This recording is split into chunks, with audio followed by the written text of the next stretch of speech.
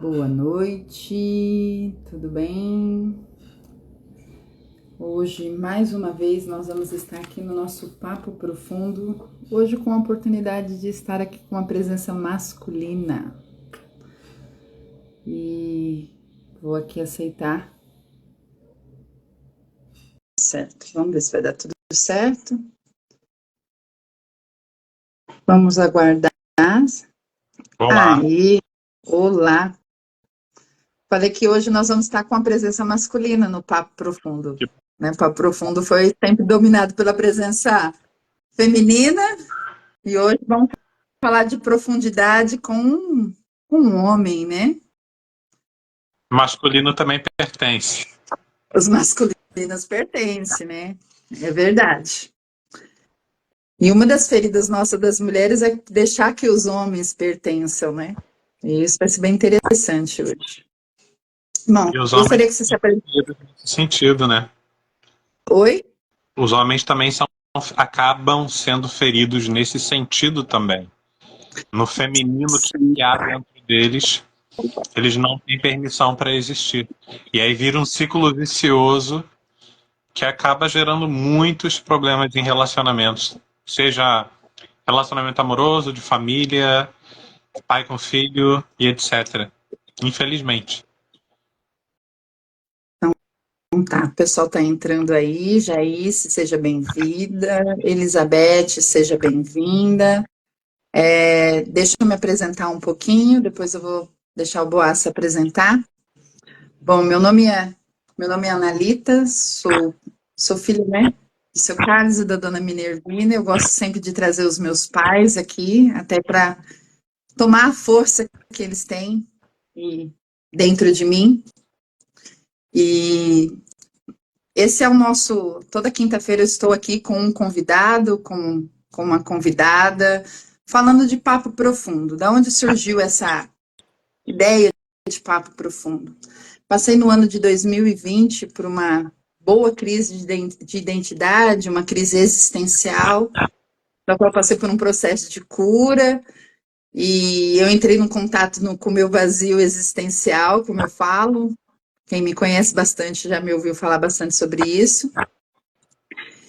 E naquele momento eu não percebia que eu que me isolava das relações, né? Eu queria muito ter conversas profundas. E eu me lembro que eu falava para o meu psicólogo assim: eu tenho que pagar para ter conversas profundas, né? Mas mal eu sabia que eu estava machucada dentro de mim, nas minhas relações, eu não permitia ser vulnerável, então eu não permitia que as pessoas chegassem e ficassem, né? E aí eu, né, quis montar uma série de lives de conversas profundas, de conversa do dia a dia, que a gente aqui fala de psicologia, fala de espiritualidade, vai falar das nossas questões da vida. E e hoje nós vamos falar compreendendo a travessia da alma, né? O Boaz vai trazer essa temática aqui para nós, né? A gente vai estar conversando sobre isso. E agora eu quero que você se apresente, por favor. Eu sou Boaz Almeida, sou ah, condutor de almas em travessias, sou educador, sou aprendiz, sou alguém que está aprendendo a viver um dia de cada vez dentro daquilo que o Pai nos revela, nos mostra, descobrindo um pouco mais dele um pouco todo dia. Eu estou aprendendo também a deixar de ser uma porção de coisas que eu era, e isso faz parte, é um dos elementos da travessia, a gente perceber como é que a nossa identidade está construída e perceber até que ponto essa construção não faz tão bem pra gente e começar a desfazer. Eu comecei a minha jornada no mundo do conhecimento lá por volta de 7 anos, quando eu comecei a aprender a ler e minha mãe me deu uma Bíblia de presente. Eu comecei a descobrir questões, realidades sobre a vida espiritual. Lá para 2017, eu fiz uma formação em coaching e entrei no mundo do desenvolvimento pessoal. Ano passado, eu tive a bênção, a graça de conhecer, por meio de você, inclusive, Analita, por meio da conhecer Daniela Flinger e começar um processo de formação para constelação familiar clássica. Não são as novas constelações, são as constelações clássicas, do Bert Hellinger. Um processo de terapia muito profundo, um processo terapêutico muito profundo, de autoconhecimento também, de conhecimento do alto também, porque o Bert gostava muito de estudar sobre as consciências e sobre essas travessias que a nossa alma faz, porque se a gente parar para pensar, a vida da gente é como se fosse uma viagem. Ainda que a gente passe a vida inteira dentro de uma cidade só. Nasci, cresci, morri na mesma cidade, não fiquei viajando para lá e para cá. Mas ainda assim existe uma viagem pela qual a gente passa e é sobre isso que a gente vai conversar hoje, sobre essas travessias que a nossa alma faz dentro de determinadas regiões da vida e dentro de si mesma. Que engraçado, mas metaforicamente falando, dentro da alma tem um mundo. E a alma viaja dentro desse mundo, dentro de si mesma. Muito bonita essa sua colocação. A alma viaja dentro de si mesma. E é muito verdade. interessante. E é muito interessante pensar dessa forma, né? Que a alma viaja dentro de si mesma, até porque a gente passa por várias fases da vida, né? Então a gente nasce criança, né? E aí precisa ser cuidado, aprender a andar, falar, né? Depois a gente fica adolescente. Então, assim, cada fase da nossa vida é uma forma de olhar, é um óculos que eu preciso enxergar, né? É E aí, legal. Cada uma dessas fases tem uma necessidade, tem um desafio. E desafio, eu digo, tem um obstáculo. Em cada fase da vida a gente quer algo, mas tem algo que nos impede. E na busca pela superação desse obstáculo é que a alma faz uma travessia, dá uma volta dentro de si mesma e experimentando os elementos que existem no mundo. É uma viagem sim, que acontece dentro de nós como fora de nós. uau, dentro de nós e fora de nós. Pensando assim, qual foi o seu maior obstáculo para fazer sua travessia? Ou qual foi a travessia mais difícil que você teve na sua vida? Nosso pai, eu ainda estou fazendo travessias, porque as travessias, elas são Não acaba, né? cíclicas. Você Exato. acha que as travessias acabam? Olha, terrenamente falando, ela acaba. Quando a gente morre, fisicamente, quando o nosso corpo morre, a travessia terrena acaba. Mas daí continua a travessia espiritual, que já começa aqui na Terra quando a gente desperta. Lá na minha bio, atualmente, eu tenho escrito que viver é uma jornada espiritual. Eu acredito que a nossa vida aqui na Terra, tem gente que fala assim, estou na Terra de passagem, estar na vida é apenas uma viagem. Eu creio nisso. Eu creio que viver aqui na Terra é como se fosse uma viagem espiritual, é uma travessia espiritual. Só que nem todos despertam para essa realidade, nem todos conseguem enxergar o invisível, nem todos conseguem abrir os olhos do coração para começar a enxergar as coisas da alma, as coisas do espírito. Então, você perguntou qual foi o maior desafio que eu já enfrentei. Eu posso compartilhar um dos maiores, do qual você faz parte, inclusive. Tomar meus pais foi um desafio muito grande numa travessia de alma, dentro da minha alma. Entender que meus pais me constituem e que eu não preciso julgá-los nem brigar com eles internamente falando. Não preciso olhar para os erros e defeitos dos meus pais e achar que eles me devem alguma coisa ou que eles me fizeram sofrer muito porque não me deram aquilo que eu gostaria. Eu acredito que um dos meus grandes desafios na vida, dos grandes desafios que eu tive em uma travessia na alma, foi tomar meus pais. E graças a Deus tive você enquanto terapeuta, enquanto psicóloga, para me ajudar com as questões sistêmicas, para entender e compreender como a gente supera esse obstáculo, como a gente vence esse desafio. Muito obrigado, inclusive. Eu tô aqui, Eternamente grato.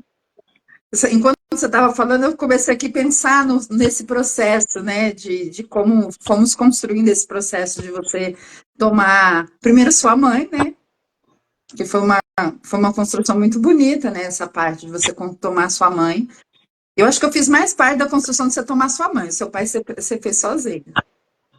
Mas olha, para mim faz parte da mesma, do mesmo banquete, vamos colocar assim. Porque foi você que me mostrou a questão das ordens do amor, pertencimento, hierarquia, troca, e eu não vivia o pertencimento de maneira adequada. Isso acabava me prejudicando também no meu relacionamento com meu filho. E vários outros relacionamentos, com dinheiro, com trabalho, com profissão, com amizade, relacionamento amoroso, prejudicava tudo.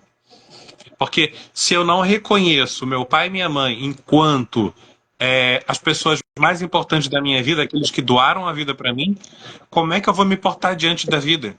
Eu não vou dar importância para uma porção de coisas que na vida tem valor, assim como a vida.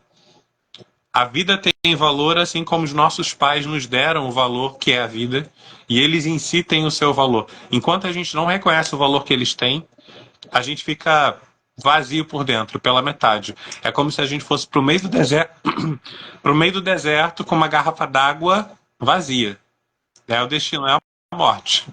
Mais cedo ou mais tarde a gente acaba morrendo se a gente não toma os pais. E não falo da morte física, falo da morte interna em primeiro lugar. Assim como eu estava em depressão antes e tinha questões com pai, com mãe. E dentro de tomar o seu pai, dentro de tomar a sua mãe, nesse processo de travessia que a gente pode chamar aí, nesse processo, pensando na nossa fase do desenvolvimento, a gente pode pensar que é a fase da criança, né? Se tornando adolescente e entendendo, tomando tudo isso que eles nos deram e vou para a vida, vou virar adulto, vou adultecer, né? Que é o nosso processo. Às vezes as nossas emoções, às vezes somos adultos, mas emocionalmente estamos infantil, querendo a chupetinha da mamãe. Vou usar esse exemplo, né? Querendo um tetezinho da mamãe, né? E querendo aquele afeto que nos faltou lá na primeira infância, né? Que muitas das nossas maiores dores vêm da primeira infância, né? Qual foi o seu, assim, aonde você conseguiu virar a chave e entender que foi como foi? O que fez você virar essa chave, essa chave? Eu acredito que não tenha acontecido um evento em particular que tenha me feito perceber essa questão de é necessário reconhecer que a vida é como é. Foi uma série de acontecimentos e conhecimentos que foram me fazendo perceber, inclusive, que os mesmos erros que o meu pai cometeu, que eu julgava, eu comecei a cometer com o meu filho, mesmo que eu não quisesse cometer. Daí eu vi a força do sistema, daí eu vi a força do movimento que a alma faz para buscar se colocar numa posição, num lugar, aonde não tem como excluir aquilo que é. Não tem como a gente negar a vida como ela é. Por mais dolorosa que a vida seja, em alguns eventos que para nós é traumático, não tem como jogar essa dor para debaixo do tapete falando, com o tempo a dor vai passar. Com o tempo a gente esquece. Ainda que a memória não traga à luz aquilo que aconteceu, como acontece em eventos muito traumáticos de estupro, de abuso sexual ou outros tipos de abuso, o nosso cérebro, naturalmente, ele tem esse mecanismo de defesa aonde ele apaga aquelas cenas que foram doloridas, palavras, situações, para que a gente não fique sendo traumatizado o tempo inteiro pela dor emocional. Mas negar essa dor, fingir que ela não existe, só adia a cura. Só nos faz sofrer mais ainda na medida em que a gente vai vivendo a vida sem conseguir alcançar aquilo que quer, que é viver e ser feliz, desfrutar da plenitude, porque naquele momento em que a dor aconteceu lá no passado, é como se a gente ficasse paralisado lá naquele tempo. Como você falou, a maioria dos traumas acontece na primeira infância. E enquanto a gente não reconhece que a dor doeu e que alguém me feriu e esse alguém era mais forte do que eu, não tinha como me defender, Enquanto a gente não reconhece a verdade tal como ela é, a gente não amadurece. A gente não toma a força da vida para se mover conquistando as coisas que a gente quer. Porque para conquistar o que a gente quer, a gente precisa se mover. Mas para se mover, a gente precisa de força. Aonde? Dentro da nossa alma. Acontece que se tem alguma dor tapando o cano, entupindo o cano, a vida não vai fluir Hum, como água, usando uma hum, comparação. hum, Então, acredito que assim, não houve um evento específico, mas a partir do momento que entendi que existiam leis regendo o movimento da vida, o movimento da alma, existiam leis que regulavam essa travessia que a alma faz. Então eu comecei a prestar atenção e decidir: eu quero ou não quero ter uma vida abundante? Se eu quero ter, eu vou ter que olhar para essa dor e vou ter que tratar com ela. Vou ter que olhar para o meu pai, para minha mãe, para os erros que eles cometeram e aceitar. Foi como foi, não dá para voltar atrás, fazer diferente. Não tenho como fazer melhor do que o meu pai. Não tem como ter essa arrogância, pai, vou fazer melhor do que o senhor. Eu vou fazer do jeito que eu puder, como eu conseguir, e tá tudo bem. Vai ser a vida real como ela tem de ser. Não tem como planejar de maneira heróica uma vida épica e hiper maravilhosa e tal de cinema, porque isso eu entendo que é uma fantasia. Tem hum, como procurar excelência hum. na vida? Tem. Tem como procurar qualidade, conforto, melhoria? Tem. Abundância, prosperidade?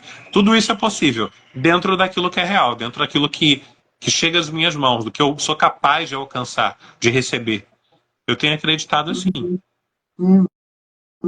Você falou na sua fala, você falou sobre arrogância, né? Você se percebeu arrogante perante a vida? E De como vez em foi? quando eu de vez em quando eu ainda sou arrogante diante de algumas questões. A arrogância é quando a gente puxa para nós é, uma qualidade, uma identidade, um ser que a gente ainda não é, talvez ainda não seja. É quando a gente tenta ser algo que a gente não é. É quase como se fosse usar uma máscara.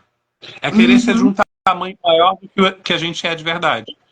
E a gente aprende a ser arrogante quando tenta ocupar um lugar que não era nosso. No caso, uh, meu pai e minha mãe, eles não viveram juntos. Então minha mãe praticamente me criou sozinha durante um período de tempo bem longo.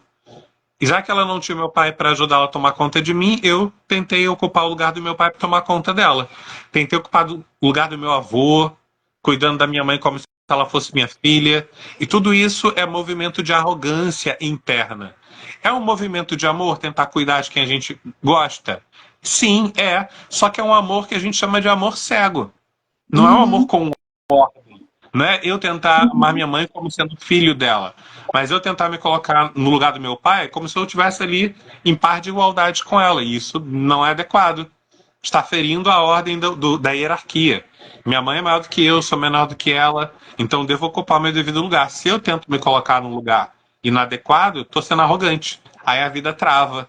E aí eu não consigo realizar as coisas que eu quero. Se eu tento me colocar no lugar do meu avô, que tinha falecido quando minha mãe era adolescente, e ela sentiu a dor e a saudade do meu avô, se eu tento me colocar no lugar dele para proteger e cuidar da minha mãe como se eu fosse o pai dela, eu estou colocando a vida em desordem. Eu estou sendo arrogante. Colocar aqui no comentário. O meu espaço interior comentou. Boaz, além da questão sistêmica, eu também vejo a arrogância como uma defesa contra a dor profunda. eu ia Exatamente. fazer essa pergunta. Faz muito sentido.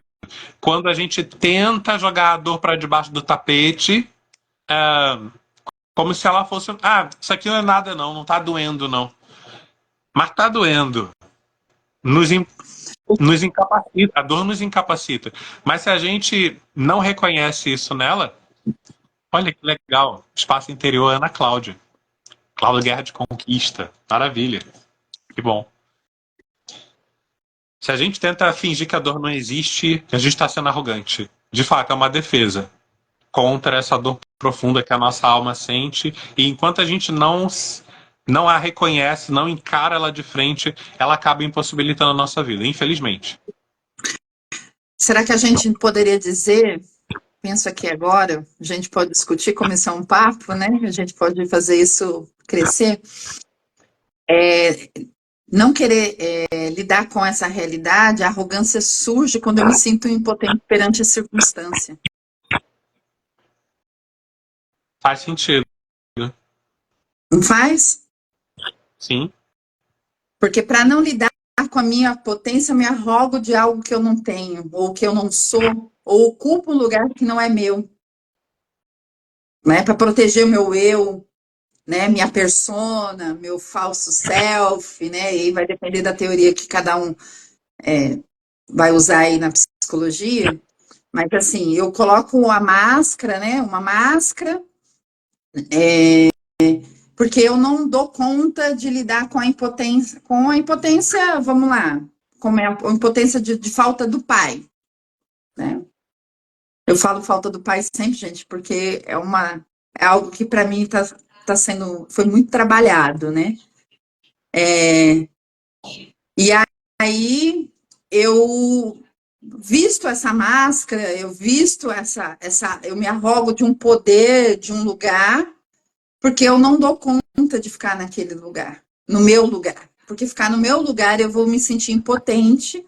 E muitas vezes, que nem a Márcia colocou aqui, ó, a gente pode se vitimar também, se tornar vítima, né? Nesse lugar. Para não lidar com essa dor, eu entro na posição de vítima, às vezes. Que é a arrogância do mesmo jeito. É a arrogância daquela quem soberba. Existem dois tipos de arrogância. Não sei se você concorda comigo aí. A arrogância que você se torna soberbo e a arrogância que você se diminui. Que você fica esperando alguém te salvar. O que você acha disso? Faz sentido. E tanto de um jeito como de outro, continua sendo uma forma da gente tapar um buraco que tem dentro da nossa alma. Eu costumo dizer que todo mundo já nasce com defeito de fabricação. E a gente Eu poderia... falo que nasce com débito. Já nasce com débito? Já nasce no débito. Tô devendo. Ah, faz sentido também. Faz sentido. Olhando sistemicamente, faz sentido. Eu acho bacana quando a Dani fala que toda alma, quando nasce dentro de uma família, já pega um pedacinho da dor dessa família para tentar dissolver. Todo mundo já nasce. A Márcia está falando ali, ó, dívidas emocionais, já nasce no débito. Todo mundo já nasce dentro de uma família imperfeita. E por que imperfeita? Porque está faltando alguma coisa. E aí a gente vai tentar achar uma pecinha para colocar naquele lugar da falta. Se a gente olhar pelo todo, sistemicamente falando, eu dentro de uma família, meu pai e minha mãe sentiram falta do quê? O que é que eles não tiveram que agora eu posso conquistar e dar para eles? Só que aí, enquanto eu gasto toda a minha vida nesse esforço da jornada do herói lá, de ir conquistar as coisas e tal, indo numa jornada de alma, numa cadeia, que acaba sendo uma cadeia, um ciclo. Eu tentar conquistar para os meus pais aquilo que eles não tiveram, para os meus avós, etc. Dar para o meu filho que eu não tive, porque eu não tive tempo de buscar para mim, porque eu estava buscando para os meus pais, aí eu não tive, agora eu tento compensar no meu filho. Então, acaba sendo um ciclo vicioso, uma corrida dos ratos, dentro de um labirinto, onde se gasta muito tempo naquela rodinha, que é igual uma esteira de corrida, que corre e não sai do lugar, só para exercitar as pernas. A vida sem compreensão desse vazio que tem dentro da nossa alma é desse tipo. É uma jornada dentro da alma, dentro do mundo, correndo atrás do vento, buscando riqueza para poder, através da riqueza, ter reconhecimento e ser aceito e ser amado. E aí a riqueza nunca vem, a pessoa fica frustrada, e daí fica ansiosa, tem burnout. E aí é preciso abrir os olhos. É preciso abrir os olhos do coração. É preciso ter o mínimo de conhecimento a respeito de quem nós somos, o que nós estamos fazendo aqui, como é que a vida funciona. Existe uma forma de descobrir como é que a vida funciona? Existe algum processo oculto, algum caminho pelo qual posso descobrir como a vida pode se tornar melhor? Hoje eu digo sem arrogância nenhuma, com toda humildade, que sim, existe um caminho e é possível andar por ele. Não apenas descobrir como é que funciona, mas participar desse funcionamento da vida de uma forma saudável. Ainda que a gente vai descobrindo aos poucos. E aí, qual é o caminho da travessia? Como podemos atravessar as diversas fases que nós vamos ter na vida? Se eu for resumir de maneira bem simples e direta, é o caminho do amor. É por meio do amor que a gente faz a travessia da vida. Agora, de uma forma mais prática, para começar, a gente tem que prestar atenção na nossa alma, começar a ouvir o que o nosso coração diz. A Ana Cláudia falou, e tem as dívidas ancestrais ainda. Sim, com certeza. É sobre elas que eu falei que a gente fica olhando para trás, tentando resolver a vida do papai, da mamãe, do vovô, da vovó, e aí deixa de resolver a própria vida e depois quer compensar no filho aquilo que não teve na própria vida, porque não teve tempo de buscar para a própria vida. Esse tal de amor próprio eu buscar para mim enquanto os meus pais estão sofrendo é egoísmo. Eu tenho que primeiro dar uma casa para meus pais, depois eu dou uma casa para mim. E onde é que fica aquela questão que Jesus ensinou muito bem? Ame o próximo como a ti mesmo. Primeiro eu me amo, depois eu amo o próximo. Se meu pai e minha mãe não tiveram condições, por algum motivo que aconteceu, de comprar a própria casa deles e até mesmo deixar uma casa de herança para mim, se eles não multiplicaram o dinheiro, a força deles e tal, por causa de algum problema que aconteceu, eu nem vou entrar no mérito disso, primeiro eu construo uma casa para mim e depois eu ajudo a eles de alguma forma, caso haja necessidade. Mas você perguntou, o que você perguntou, ficou claro como a Sim, gente faz para entrar no caminho? você colocou assim, para entrar no caminho, você colocou pelo amor, né? Sim. E aí, outra pergunta, a Márcia fez uma pergunta, e para onde olhar o amor? Para onde olha o amor? Para Pois onde olha? então, o amor sempre olha para a vida. Se você perguntar assim para qualquer pessoa, o que é amar? O que é amor?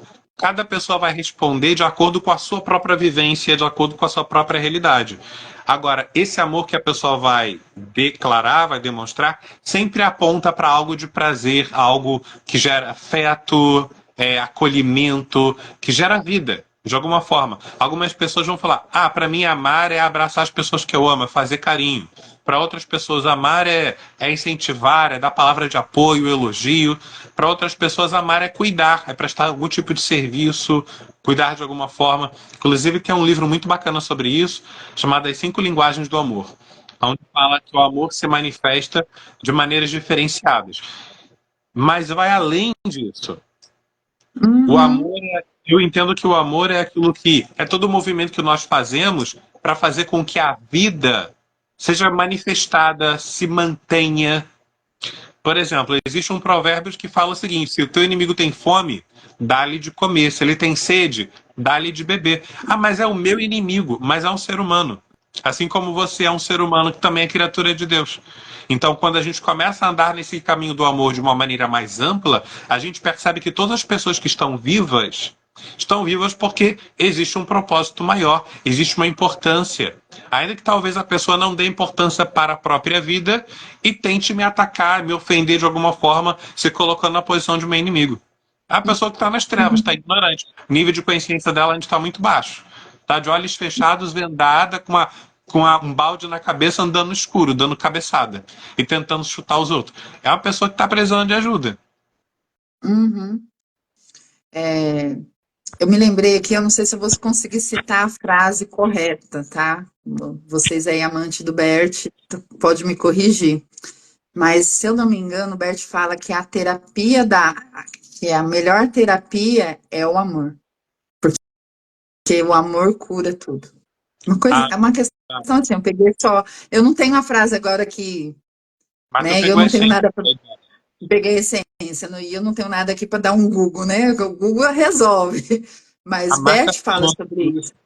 a Márcia falou aqui nos comentários: todos os conflitos internos e familiares olham para um lugar. E é sempre um lugar de dor. É sempre o passado, uma dor que não foi resolvida. E como é que a gente vai, de fato, viver a vida? Olhando para frente. Não dá para dirigir um carro olhando para trás, a gente tem que olhar para frente. Se eu dirijo um carro olhando para trás, o carro vai bater. E normalmente a vida das pessoas bate. Ela sempre fica travada em algum tipo de obstáculo. Por quê?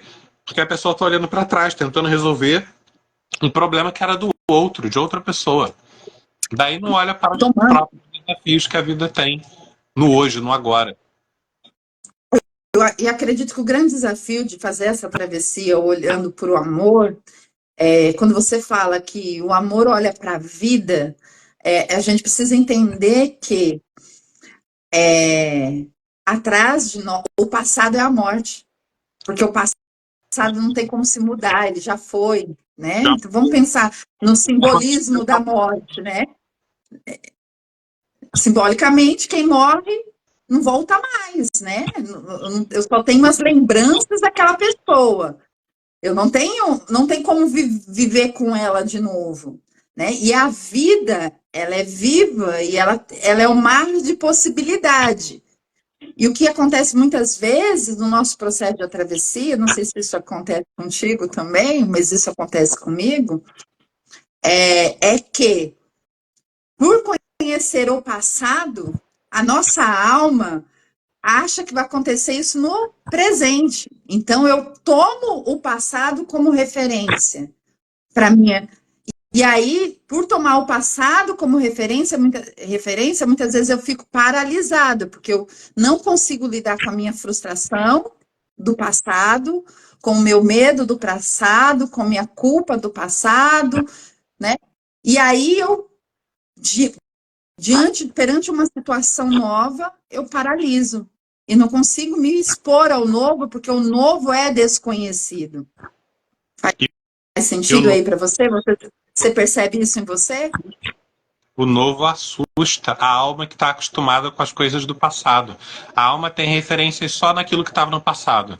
E aquilo que vem de frente para nós, aquilo que é o novo, não tem referencial, a gente se sente perdido. E quem do passado vai nos ajudar a avançar? O pessoal do passado também estava olhando para trás. Aí é necessário a gente renunciar ao passado. Tem uma hora, quando eu digo renunciar, não é negar o passado, é entender que, opa, calma aí, o problema dos outros eu não vou ter como resolver, então eu renuncio a essa posição arrogante de tentar resolver o problema dos meus pais, dos meus avós. Eu não dou conta de resolver o problema da minha ancestralidade. As dívidas que eles fizeram, não tem como pagar essas dívidas, não. Então, daqui para frente eu vou viver olhando para aquilo que a vida me traz, para aquilo que o espírito me revela, porque tem essa questão que a gente não está colocando aqui na mesa, não está colocando aqui na conversa, que é o movimento que a nossa alma faz de atravessar, mas também tem as travessias espirituais. Tem o movimento que o nosso espírito faz, dentro de um outro nível de consciência. Eu costumo dizer que é como se fossem três níveis de jogo, três andares de jogo. É como se fossem três tabuleiros de jogo de xadrez.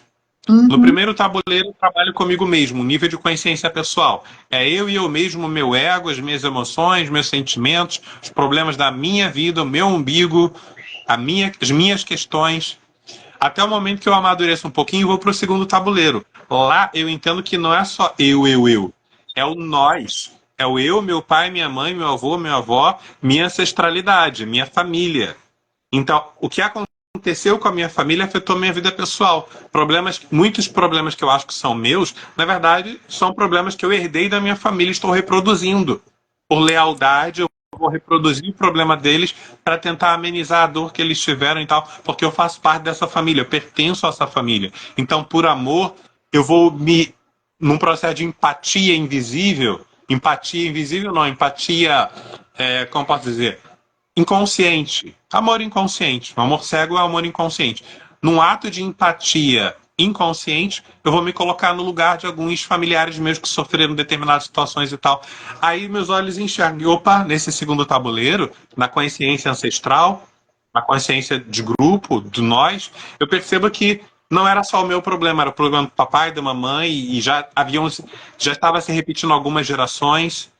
É o meu problema. Não deixa de ser o meu problema, a minha vida, o meu eu, só que é o meu eu misturado nesse segundo tabuleiro, onde eu percebo que muito do que eles foram ainda está em mim e faz parte de mim, da minha identidade. E se eu não levar isso em consideração, vai dar ruim na trajetória, na travessia que eu faço. Mas aí, como eu falei, eu preciso dar uma olhada no terceiro nível do jogo, que é a consciência espiritual, é um tabuleiro acima, que é onde eu vou fazer as travessias espirituais. A gente colocou no título dessa live sobre travessia de alma, mas a travessia espiritual também afeta a travessia da alma. O que eu decido fazer com a minha alma aqui nessa vida, as conquistas que eu desejo ter, se eu já entendi que eu não vou mais compensar papai, mamãe, vovô, vovó, eu não vou mais resolver o problema dos meus antepassados. A partir do momento que eu entendo isso, para onde eu vou olhar? Se eu não estou olhando mais para trás, eu vou olhar para frente. Mas o que é que tem diante de mim? De onde é que surge a vida que vai me mover para que eu viva? Quando a gente começa a ter os olhos espirituais abertos para entender a dinâmica do mundo espiritual, da espiritualidade, aí a gente começa a entrar nas travessias espirituais. E um detalhe legal é que a travessia da alma e a travessia do espírito pode acontecer ao mesmo tempo, como se a gente estivesse jogando ao mesmo tempo no tabuleiro da alma e no tabuleiro do espírito. Um tabuleiro de jogo de xadrez, mal comparando, mas é como se fosse. Uhum. Muito bom. É um papo profundo, né? É o papo profundo daqueles papos que agora você fica assim, o silêncio. Interessante agora, porque eu fiquei em silêncio com a sua fala, né? Fala um pouco do silêncio sobre esse processo. Qual a importância do silêncio nesse processo? Toda travessia, por mais que você busque pessoas, amigo, companhia, mentor, psicólogo e tal, toda travessia é solitária. É você e você. E daí. Ah, mas você não falou aí da travessia espiritual? Na travessia espiritual não tem Deus? Tem Deus, tem Espírito Santo, tem Jesus. Mas e quando eles ficam em silêncio porque você precisa se ouvir? É você e você. Então, o silêncio, ele faz parte da caminhada. Você pode ouvir os próprios passos enquanto caminha. Quando não tem ninguém do teu lado para sustentar a tua angústia, para dissolver a dor que só você está sentindo, algumas pessoas podem ter empatia e falar, eu sei como você está sofrendo. Recentemente, eu vivi a dor do luto de ter perdido meu pai. Foi esse ano aconteceu isso. Eu nunca tinha sentido saudade do meu pai, eu nunca tinha sentido a dor de ter perdido meu pai, mas era uma dor que estava escondida dentro de mim. E a partir do momento que essa dor surgiu por meio de um sonho, resultado de todo um processo terapêutico e tal, de autoconstelação e tudo, a partir do momento que eu senti essa dor no sonho e eu acordei com a lembrança das imagens do sonho que representavam situações de luto, de funeral, como se o meu pai tivesse falecido. Eu sonhei como se eu tivesse ido no sepultamento do meu pai, como se eu tivesse ido no velório e no sepultamento do meu pai. Só que eu fui no sepultamento, a princípio, contando só um pedacinho da história do sonho, me chamaram para ir prestar serviço terapêutico de um jovem que tinha perdido o pai. Daí eu fui lá. E entrei na casa e fui conhecendo o pessoal, aquele clima pesado de luto e tudo, e fui com o jovem, com a família, até o lugar onde seria o sepultamento, onde estava acontecendo o velório, e seria o sepultamento. Quando eu fui me aproximando do caixão, eu vi que era o meu pai, eu vi que eu era o jovem, que eu ia tratar a mim mesmo. Na verdade, são todos elementos internos dentro de mim. Mas assim, o que meu inconsciente trouxe? A dor de ter perdido meu pai e encarar a dor do luto. E daí eu acordei pesado com aquela dor triste dentro de mim. E aí o que acontece? Eu passei mais de 3, 4 dias com aquela dor pesada de luto dentro de mim. Por mais que eu compartilhasse com alguém contando a história e tudo mais, eu sei como é isso, eu já perdi meu pai também, a dor estava dentro de mim. E o fato da pessoa tentar me consolar, me ajudar, não tirava a dor de dentro de mim. E eu tive de lidar com ela dentro desse silêncio interno. Eu tive de caminhar com essa dor, integrando ela, comendo ela, fazendo com que ela fizesse parte de mim, encaixando esse lugar vazio dentro de mim, encaixando a dor do luto dentro de mim, o vazio da solidão e da saudade do meu pai, a tristeza. Eu tive de pegar todos esses sentimentos e encaixar dentro de mim, nessa história que eu ainda não tinha vivido, embora fizesse parte da minha história. Como eu disse, às vezes o cérebro pega e joga para debaixo do tapete, esquece. Não lembra mais disso, isso é sofrimento. Cheguei a comentar com minha mãe, ela falou assim, mas por que você quer falar sobre isso? Coisa triste a gente não precisa ficar lembrando. É um outro tipo de mentalidade. Mas eu não queria ficar lembrando, eu estava lembrando e estava sentindo. E aí, o que é que eu ia fazer com isso? Eu tinha de sentir, tive de passar. Então o silêncio, muitas das vezes, ele é parte dos elementos que ajudam a gente a lidar com essas questões da alma. A Joyce comentou, o silêncio te leva mais rápido à presença de Deus. Também faz parte nas questões espirituais, o silêncio também tem seu lugar de importância. O silêncio é bacana para a gente começar a perceber aquilo que Deus tem a nos dizer. A Elizabeth falou, só entende quem passou. Verdade.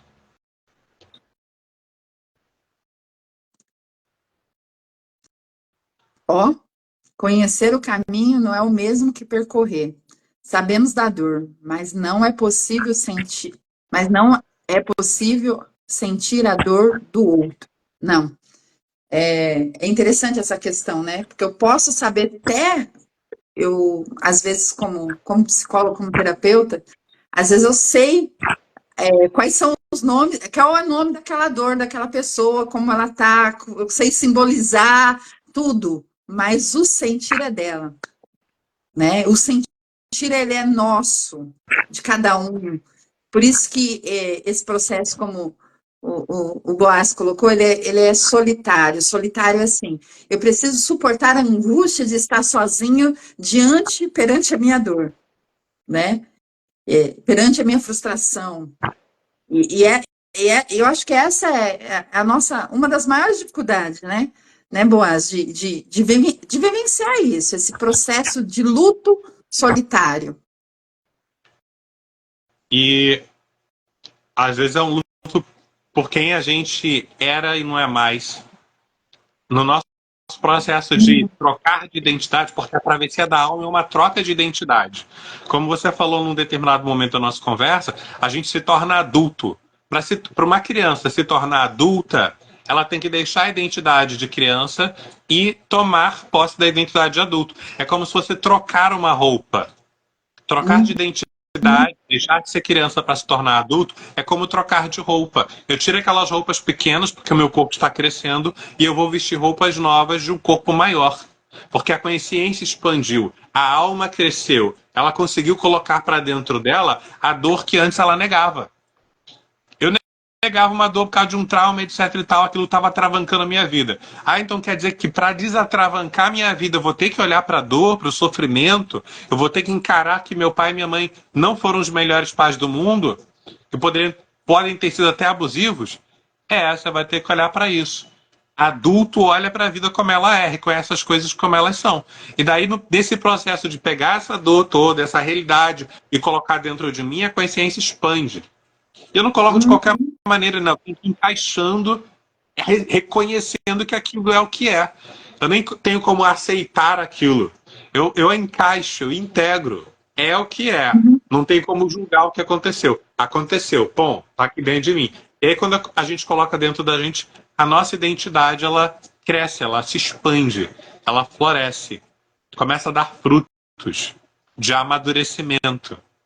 E daí a gente começa a perceber também melhor a travessia dos outros. A gente fica mais simpático com os outros, porque percebe que para eles também dói, para eles também é difícil. É porque nesse processo a gente consegue aceitar, né? Concordar com o outro como o outro é. Porque eu concordo comigo como eu sou, né? E aí entra naquele. A gente sai daquele processo da qual a gente começa a projetar, fazer identificações no outro das dores que é nossa, ou da busca, né? Quando na busca desse amor infantil, dessa fome da alma, dessa vontade. Quando você fala, você falou assim, que o primeiro processo da travessia é tomar papai e a mamãe, né? E às vezes papai e a mamãe não tava lá, né? Eu costumo dizer, eu tenho uma falta dentro de mim, da qual hoje eu reconheço muito grande, né? Que é a falta do meu pai num período na minha vida. Meu pai é presente hoje, eu tenho meu pai, eu amo meu pai, né? Eu abraço meu pai, eu beijo meu pai. Mas de em quando, determinados momentos, aquela falta foi tão grande na minha vida que a vida me leva querendo essa falta, né? Querendo esse lugar, né? Buscando esse lugar de novo. E aí eu preciso olhar para aquilo, chorar essa dor que me constitui, diluir essa dor, né?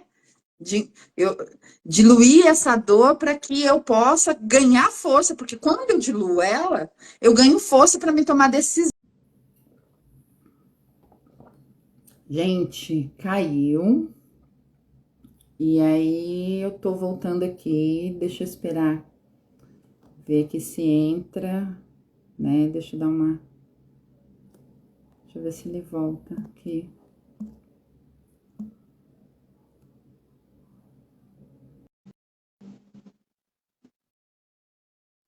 Por quê? O que aconteceu? Oi, Valéria, tudo bem? Tô aqui esperando uma pessoa entrar para participar. Oi, Jaís. Você sabe o que aconteceu? Eu fiquei.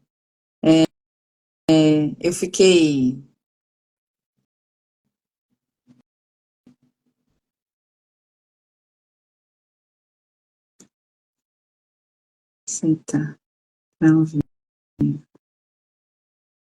Gente, não sei o que aconteceu. Ainda bem que vocês voltaram. Vou esperar o Boaz entrar aqui de novo. Olá, Valéria. Que linda. Esses dias estava lembrando de você.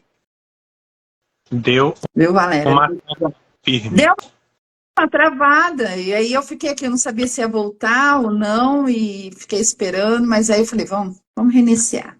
Vamos fazer um novo ciclo.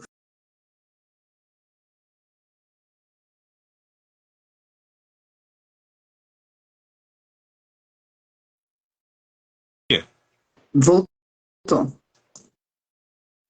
Saudades de você. Eu estava lembrando de algo. Eu tive que fazer um trabalho esses dias e eu estava um processo de um trabalho, um relatório, e eu lembrei de uma intervenção que eu fiz com você e como foi profunda essa intervenção. Vamos lá. Onde paramos, né? Vamos começar a nova travessia agora. Acontece o que quando a gente dilui a dor no processo da travessia da alma? Quando a gente consegue diluir a dor, a gente já não vai mais começar a agir pela dor, né? Você já vai deixar de ser reativo, né? Você para de a dor ser o, como que eu posso dizer, ser o seu comandante, porque anteriormente a dor era o meu comandante. Então, por exemplo, hoje, através da terapia, do autoconhecimento, da constelação familiar, de todos esses recursos que graças a Deus existe, e a espiritualidade também, hoje eu sei qual é a minha maior dor, né? Ou quais são as minhas dores. E uma delas é o abandono. Eu tenho medo de ser abandonada. Essa é a grande verdade, né? E eu tenho ciência disso. E aí, o que acontecia muitas vezes? Quando eu tinha medo, entre em contato com essa dor de abandono, e aí eu tenho que procurar meu pai, né? E aí, naquele momento que eu vou procurar o meu pai, que eu ia procurar meu pai não estava lá. E aí, quando isso aconteceu comigo, né, eu fui procurar uma pessoa que me abusou. Então, eu me colocava em situações abusivas, com medo com medo da perda, com medo do abandono. O que eu fazia? Eu sempre estava num ciclo vicioso de relações abusivas. Permitia que as pessoas abusassem de mim. Não conseguia estabelecer os limites. Então, estava sufocante, estava difícil e eu estava lá, né? Estava doído e eu estava lá.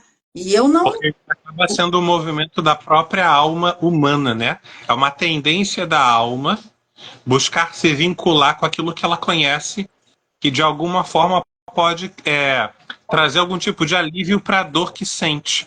Embora alguns alívios, algumas formas da gente buscar alívio sejam dentro de ambientes ou situações que nos prejudiquem. Por isso que a gente chama de relacionamento tóxico ou situação tóxica, porque a emoção que vai gerar naquela busca que a alma da gente, de maneira cega, procura por saciedade, acaba nos prejudicando de alguma forma. Isso tem a ver com esses movimentos de travessia que a gente faz. Toda alma humana busca vínculo. De alguma forma, toda alma humana tem dor e fome de amor. E como é que a gente vai buscar buscar aliviar a dor da alma, as dores emocionais, e como é que a gente vai buscar saciar a fome de amor que a nossa alma tem? A gente olha para o passado e tenta repetir os padrões do que a nossa ancestralidade já fez. Quando a nossa ancestralidade teve fome de alma, de que maneira eles buscavam saciar essa fome na alma? Quando a gente olha, por exemplo, a história de Abraão, Isaac, Jacó, até José, Abraão, Isaac, Jacó e José. São 4 gerações que a gente lê lá no Gênesis que foram repetindo os mesmos problemas, até que José decidiu que ia fazer diferenciado. Mas o que acontece? Certas dores da nossa alma, elas vão passando de geração em geração, até que alguém decida fazer diferente. E a terapia ajuda no sentido de nos trazer insights, nos trazer... É como se fosse fotografias da situação em que a nossa alma se encontra. Fotografias do invisível. Vamos colocar assim, usando uma metáfora. É que a gente precisa entrar por meio dessas fotografias, a gente consegue encarar a realidade. Decidir o que fazer com ela. Você estava dizendo que a gente precisa... É que, na realidade, a gente precisa entrar em contato com o nosso inconsciente, né? Essa é a questão, né? Permitir que o escondido surja, né? Venha para fora, né? E permitir isso, que o escondido venha, surja, né? Que nem você colocou o exemplo de você ter vivido o luto do seu pai. Mas você começou a viver o luto do seu pai porque você... Por que você passou por esse processo, né? E aí eu vou falar aquela característica que eu sempre falo, que eu uso nos processos terapêuticos. Primeiro a gente precisa parar para observar. Né? Eu preciso observar meus comportamentos. Por que eu me comporto desse jeito? Por que eu tenho medo de perder? Da onde essa perda veio? Depois de observar, eu preciso compreender. Eu preciso compreender o meu comportamento. Eu preciso compreender que dor é essa? Será que eu estou com medo de perder o relacionamento da qual eu estou? Ou eu estou projetando nessa relação uma dor que eu tenho? Essa pessoa está sendo um espelho para mim olhar aquela dor. O meu inconsciente está falando assim, olha para mim, né? Olha, tá aí dentro. É você, não é o outro, né? Então, assim, compreender, decidir depois dessa compreensão o que eu vou fazer com tudo isso, né? Eu decido agir diferente, ou eu decido concordar com o que foi, né? E aí, depois de decidir, né? Que eu costumo falar, é aceitar. Que ainda quando a gente está começando a aceitar a nossa história, aceitar que eu sou impotente perante aquela circunstância, eu sou impotente perante a morte do meu pai. Eu sou impotente perante a ausência do meu pai. Eu sou impotente perante a dor da rejeição que eu senti, que a minha mãe teve sobre mim, né? E aí depois... Essas realidades... Começar a reconhecer essas realidades requer uma abertura de olhos. Sim, sim. Mas para abrir, eu preciso aprender a sentir. Porque dá nome pro que tá tudo aqui. Né? Te faço uma pergunta agora. Como você conseguiu sair da mente, né, da mentalidade e permitir ir para o coração, permitir ir sentir? Como que foi esse processo de aprendizado para você? E quanto isso foi importante no seu processo de travessia? É importante no processo da travessia, vou responder de trás para frente. Por que é importante no processo da travessia? Porque na travessia, se eu quero deixar de ser criança e me tornar adulto, usando uma etapa, usando um trecho da jornada. Uma das jornadas que a gente faz na vida é deixar de ser criança emocionalmente e se tornar adulto, emocionalmente falando. Esse processo de maturação psíquica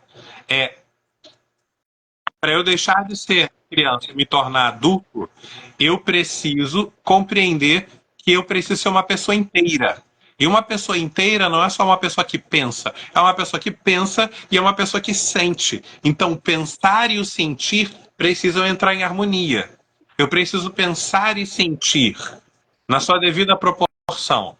Eu não posso só ficar sendo uma pessoa sentimental, muito emotiva, chorosa, sensível, e também não posso ser só lógico, racional, pragmático. Tem que ser a mistura dos dois. A tal da inteligência emocional, que tanto se fala. Eu preciso aprender a gerir as emoções. Como você bem falou, num primeiro momento, reconhecendo o que eu estou sentindo e dando nome para isso. Ah, estou sentindo uma coisa aqui, tá ardendo dentro de mim. Desculpa. Essa dor que tá ardendo dentro de você é o quê? Ah, é raiva. Pronto, deu nome para minha emoção. Ah, tá quieto hoje. O que que houve? Ah, tô pensativo. Tá pensativo ou tá triste? Ah, é verdade, eu tô um pouco triste mesmo. Aprender a dar nome para as emoções. Eu percebi que eu não. Eu era muito mais racional do que sentimental, por assim dizer, porque lidar com a dor mexia. Ser sentimental, ser sensível, me colocava em contato com a dor e eu não queria sentir a dor. Então, para fugir da dor, eu bloqueava, eu achava que era blindado emocionalmente. Ah, não sinto muito as coisas. Eu tenho coração. Tenho meu coração trancado dentro da armadura. Eu estou protegido, estou blindado. Não era blindagem emocional. Era medo de sentir dor, medo de sentir tristeza, medo de sentir sofrimento. E daí você pergunta como é que foi esse processo de sentir durante a travessia? Eu entendi que se eu não sentisse, eu teria uma vida pela metade. Uma vida só racional, de pensamentos, uma vida só intelectual, é uma vida pela metade. É importante pensar, mas é importante também sentir. Então tem que pensar e tem que sentir. E os dois têm que estar integrados. Tem que ser uma pessoa inteira dentro da jornada. Senão a travessia não é feita, não é concluída. Senão a gente não amadurece. Permanece sendo uma criancinha, birrenta. Uhum, uhum. Você sabe que enquanto você falava, eu tive aqui um insight. Eu aprendi contigo a ser mais racional. E eu aprendi a sentir, porque você falava assim, sinta. Durante um processo terapêutico, eu estava lá encalacrado, cheio de pensamento, tentando achar a lógica das coisas. E você falava assim, sinta. Aí eu parava, fechava os olhos, respirava fundo e percebi o que eu estava sentindo. Eu falei, olha, tem um caminho aqui, existe uma resposta. Aí quando eu sentia a coisa se encaixava, eu conseguia compreender. Não era para compreensão apenas lógica, era sentir com o coração. E depois eu entendi que o coração da gente, ele meio que conhece a verdade. O timo, Uhum. como alguns dizem. Quando na Bíblia fala que o coração da gente sabe quais são os caminhos da vida, guarda o teu coração porque dele procedem os caminhos para a vida. Provérbios fala sobre isso. É com o nosso coração o nosso coração é uma bússola interna e vai mostrando pra gente o que sim e o que não. A mente, ela abre o mapa. Olha para as experiências do passado, para as coisas do passado. Quando a gente exercita a inteligência, pode prever algumas coisas em relação ao futuro. Quando a gente abre a mente de uma maneira muito mais inteligente, a gente não fica só com o recurso da biblioteca do passado. A gente também consegue fazer previsões para o futuro. Não apenas baseado no que aconteceu no passado, mas também no que a gente quer que aconteça. E aí a gente Sim. pode colocar o nosso mapa muito mais amplo para olhar para a vida de uma maneira lógica, mas também com o coração. A bússola do coração vai apontar para onde ir, para onde não ir. E a gente vai experimentando. Em alguns momentos a gente vai contra o que a bússola falou e quebra a cara, aí volta e depois procura fazer o caminho correto. Mas a paz sempre vai guiar o caminho que a gente decidir com a bússola do coração e com o mapa da mente. É interessante que agora você colocando, e eu sei que você tem formação em coach, né? E como que é interessante juntar as duas, né? As duas, tudo pertence, né? Porque isso dá uma potência, né? Claro que de repente eu preciso dessa habilidade de fazer planejamentos, colocar metas mental, né? Vamos dizer assim, eu preciso disso. Lógico. É a parte Mas lógica. eu também preciso entender o que é que tem aqui no meu sentimental, no sentimento, no sentir, que atrapalha esse mental de agir, que me faça procrastinar, parar de agir. Faz sentido o que eu estou querendo dizer aí para você? Faz sentido tendo em vista, inclusive, muito do que a gente falou anteriormente, sobre as dores que a gente já experimentou na nossa própria vida por experiência própria ou as dores que a gente acabou herdando do nosso clã, da nossa ancestralidade. Porque o que trava as nossas emoções é o medo de sofrer. E de onde é que vem o sofrimento? Das dores que a gente já viveu. Ou das dores que a gente sente no nosso coração, na nossa alma, por causa da alma coletiva lá, da nossa ancestralidade.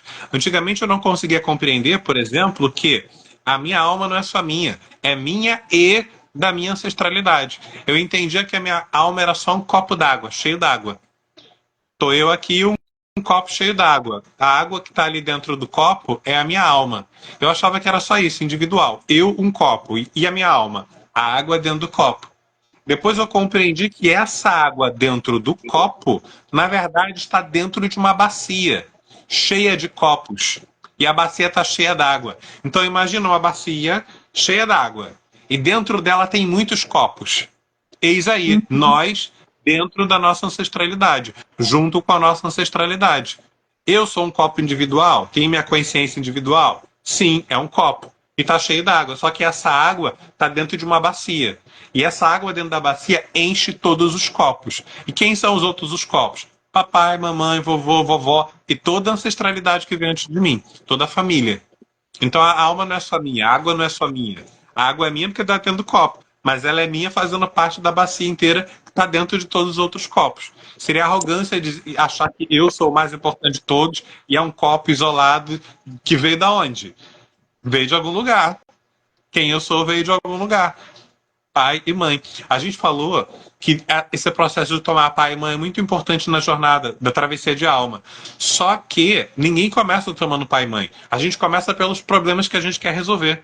A gente quer muito uma coisa, mas tem uma coisa que impede. Então, isso aqui é o problema. Quero resolver isso aqui. Como é que eu faço para resolver isso aqui? Ah, usa a tua força. Ah, mas eu não tenho força. Às vezes eu nem conseguia perceber que tinha um problema. Às vezes eu vou tratar num processo de coaching, de sessão de autoconhecimento e tal. E aí a pessoa me traz um problema para a gente resolver. Eu vou buscar a raiz daquele problema. No meio da trajetória, a gente descobre que aquele problema não era o problema. O problema estava escondido lá na raiz. Era uma outra questão. E quando a gente resolve aquela questão, vários outros problemas desaparecem. Sim. Porque eles eram como se fosse fruto podre. E a gente precisa arrancar a árvore podre pela raiz, no caso, o problema, a desordem. E quando a gente coloca a questão em ordem internamente, outras questões se arranjam. E qual você acha que é a maior dificuldade de colocar ordem na vida? Ignorância. Não saber a verdade coloca a gente nas trevas. Daí a gente fica batendo cabeça no escuro. Não conhecer a verdade, não conhecer a ordem, não conhecer quais são os processos. Mas para isso tem a gente aqui e outras pessoas que trabalham com autoconhecimento, com terapia. É necessário ter conhecimento, é necessário, além do conhecimento, nós precisamos buscar por sabedoria.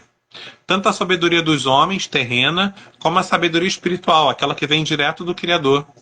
Se nós não tivermos sabedoria, a gente vai continuar andando no escuro. E é necessário ter conhecimento.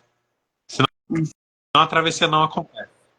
Acontece no escuro, baseado no amor cego, em lealdade, em compensação, correndo atrás do rabo, correndo atrás do vento, repetindo padrões, sem se sentir que está avançando na vida, travado num lugar sem avançar. Mas isso aí não é uma vida que vale a pena, não. É dor desnecessária. É melhor buscar por sabedoria, por conhecimento, trocar ideias, como nós estamos fazendo aqui.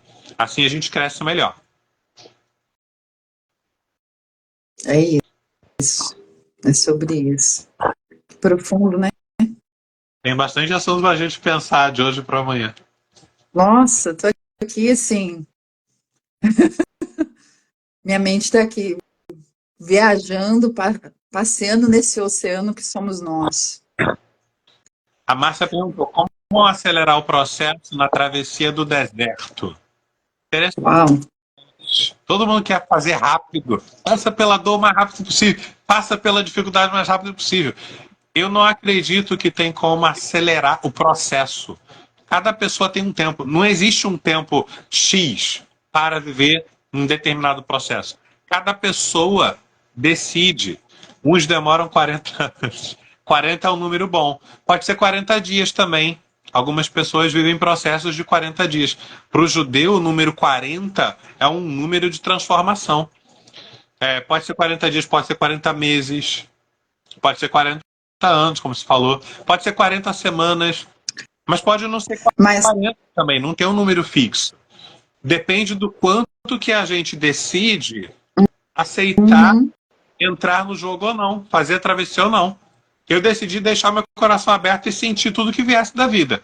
Dor e alegria, prazer, sofrimento, tudo. O que a vida me der, eu estou aceitando. Por quê? Porque faz parte da realidade. Eu não posso negar a dor. Ah, não, quero só a parte boa da vida. A coisa ruim eu não quero, não. Eu estou sendo infantil, isso é uma fantasia. Não dá para viver a vida sem sofrer. Em algum momento a gente vai sofrer em algum grau, em algum nível. Mas a gente precisa ser maduro o suficiente para poder lidar com a dor. é uma questão de se permitir, né? A Márcia colocou aqui permissão, né? Se permitir sair desse lugar, permitir sair do deserto, né? Trazendo aí a simbologia e a palavra de Deus, que o Êxodo, que eu acho que assim, para mim faz muito sentido, porque eu estou vivendo esse processo. E aí, no meio do processo, eu entendi que muitas vezes eu voltava para o Egito de novo, né? E eu coloco o Egito como uma mentalidade escrava, com a mentalidade que quer viver as coisas ancestrais, porque aprendeu daquele jeito, porque os meus pais não viveram isso. Então, as mulheres na minha família não foram bem-sucedidas no amor, então eu não me permito viver um amor, né? As mulheres na minha família sempre foram machonas, masculina. Então como assim eu posso ser feminina? Como assim eu posso ser gentil? Como assim eu posso permitir que o outro cuide de mim, né? Então assim, a gente vai se emaranhando nessa história, né? E trazendo essa questão. Eu acho que o Egito é o lugar que a gente fica emaranhado, e emaranhado cegamente, né? E o deserto é o lugar que eu vou para me ver. E se ver muitas vezes é para desmascarar, deixar que as escamas dos olhos caiam.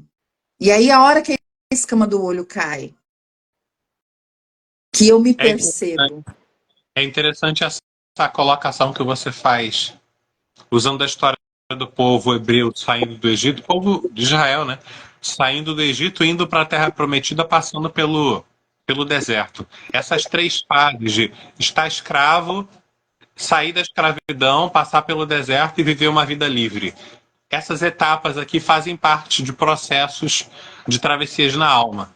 A, a gente pode falar de deserto, a gente pode falar de caverna profunda, como Joseph Campbell bem colocou na Jornada do Herói, dando uma olhada nas várias mitologias e histórias em várias culturas aí pelo mundo afora. Mas a Clarissa Spínola, aquela que escreveu Mulheres que Correm com Lobos, ela fala de um processo que é vida, morte e vida. A gente sempre vai passar por essa tríade. Estamos vivos, morremos, vivemos de novo. Somos crianças, vivemos, mas a criança morre e nasce o adulto. Era uma lagarta, vira um casulo, transforma numa borboleta. Então, a gente sempre vai ver essas tríades de vida, morte e vida. Estamos vivos, vamos passar por um momento de provação e depois a gente vai ressurgir sendo uma outra pessoa, uma nova identidade. Isso é uma travessia de alma. E também é o mesmo processo, é o mesmo ciclo das travessias espirituais.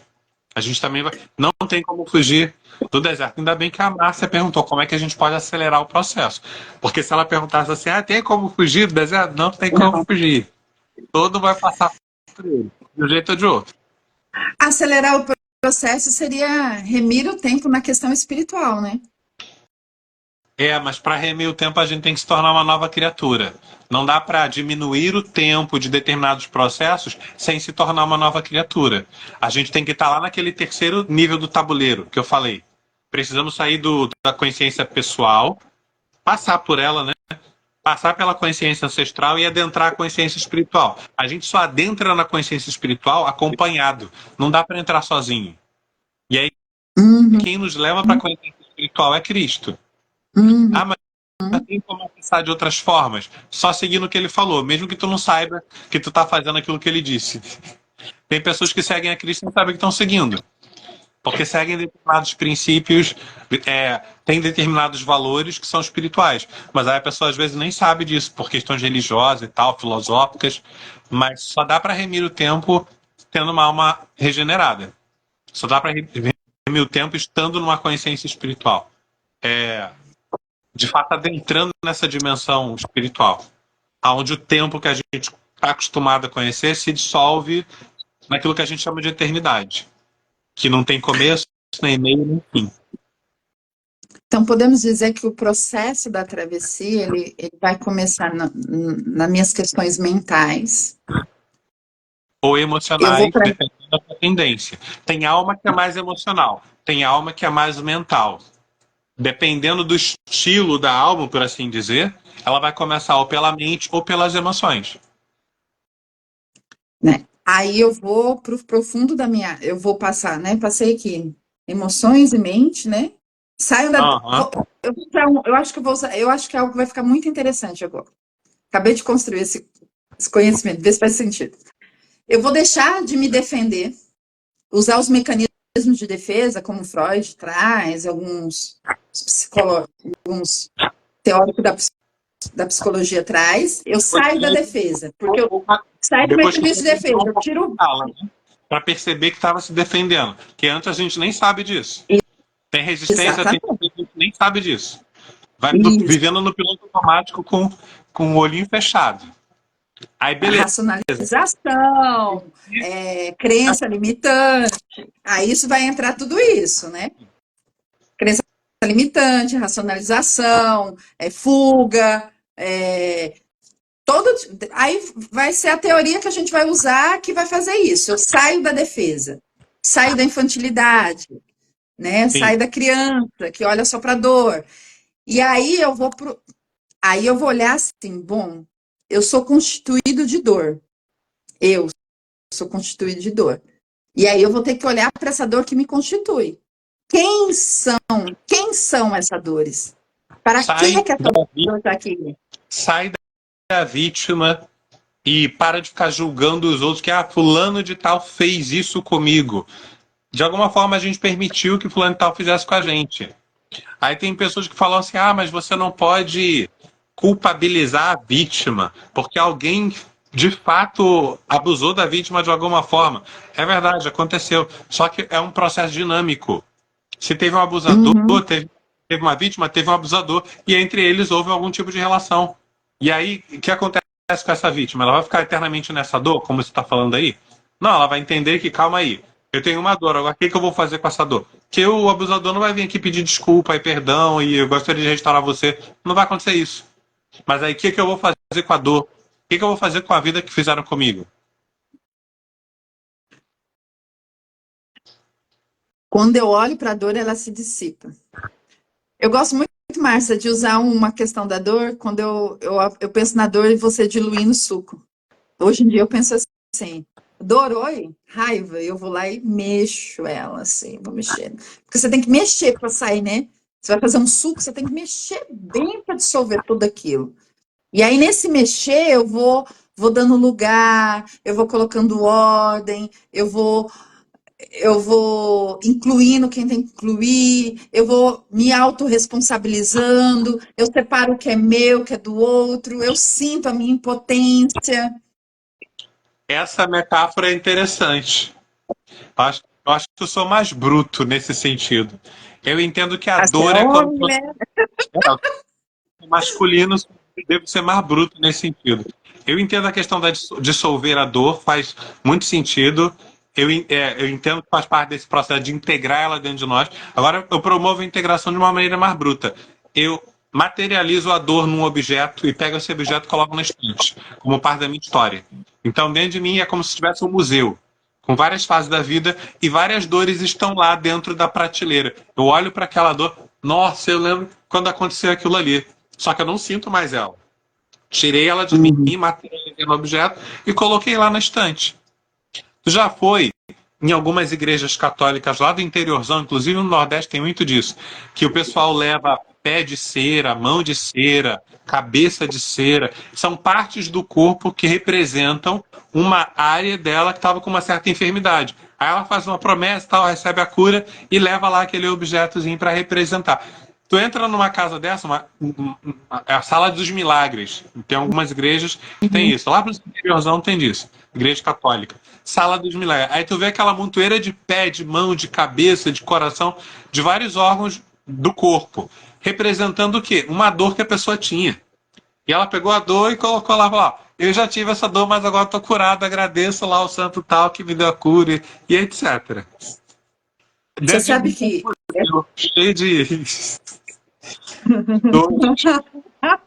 Tá rolando um negócio interessante aqui nos comentários. Ó, a Márcia colocou assim, ó.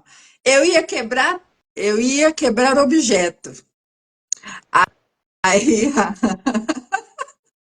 aí como é que é a outra colocou? Eu pensei nisso. Aí eu pensei a mesma coisa. E a Márcia colocou que lá em Trindade tem. Tem, eu A sala de... uma em Juazeiro do Norte, onde tem a terra do Padim Cício, tem Ah, uma, na igreja dele tem uma sala grandona, onde o pessoal leva essas questões. É questão de fé, mas simbolicamente falando, eu estou tirando algo de dentro de mim e colocando para fora. Tem é um ritual que tem o seu simbolismo psicológico, tem seu efeito psicológico, meu ponto de vista. mas a sua colocação foi bem interessante, porque eu liguei um negócio aqui muito interessante. Você falou de uma maneira masculina de ser, né? Da essência do masculino, prático. E eu falei de uma essência feminina, que o feminino é subjetivo. O feminino, ele precisa desse campo, ele é sentir. E é natural da nossa força, da mulher, estar nesse lugar de sentir. E aí, é interessante, outra coisa que eu quero trazer, e depois você complementa, por favor, é que esse masculino e esse feminino está dentro de nós, né? E como a mulher e o homem precisam um do outro para lidar com essas forças, né? Com esse masculino e esse feminino para poder fazer seu processo de integração. Que faz sentido aí? Que faz parte da travessia. Mas aí, como eu disse a respeito de tratar com a defesa e tratar com a resistência, para a gente reconhecer o masculino e o feminino dentro de nós também requer um pouco mais de quê? De conhecimento, de luz. Então, ao longo das travessias, ao se deparar com determinados tipos de problema, inclusive problema de relacionamento, é que a gente vai olhar para dentro de masculino e feminino dentro de nós. Que não tem a ver com a questão do gênero, não tem a ver com a questão do que eu faço ou deixo de fazer. É como se fosse um tipo de... Eu vou colocar assim, um tipo de energia que flui dentro de nós. Uma energia masculina, uma energia feminina. É um jeito de ser na alma. Não tem a ver com questão de sexualidade. É uma maneira de ser. Um acolhe, o outro se lança. Um guarda. É a polaridade. É a polaridade que existe no universo. O yin yang, o taoísmo fala muito bem sobre isso.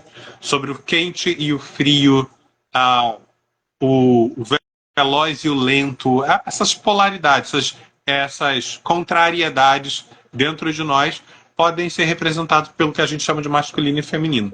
E é interessante a gente perceber como a alma se move dentro dessas características, sejam masculinas ou femininas, para entender se está balanceado de uma maneira adequada.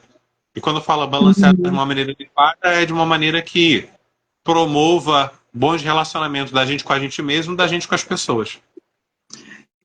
Então, podemos dizer que no processo de travessia, nós precisamos curar tanto o masculino quanto o feminino dentro de nós? Pelo que eu tenho estudado, a gente não cura o masculino. Porque se o masculino estiver ferido é por causa do feminino dentro dele que está ferido. Então, a mulher pode ser ferida e curada no feminino ferido dela. Agora, o homem ele vai ter que tratar de uma outra forma.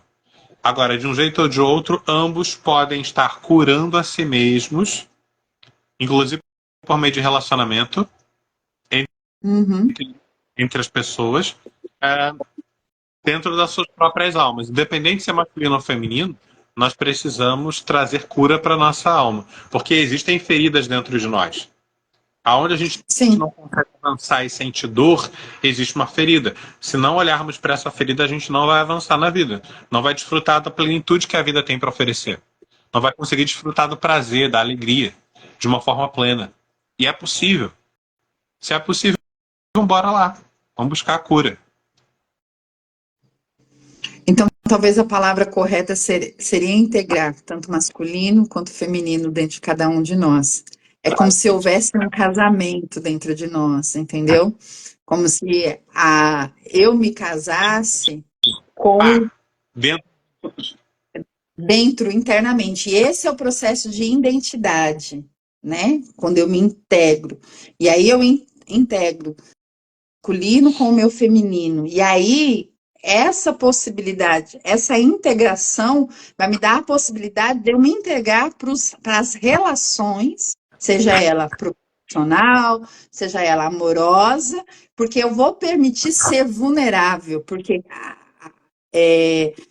a dificuldade muitas vezes está no... Vê se você concorda com o que eu vou dizer agora.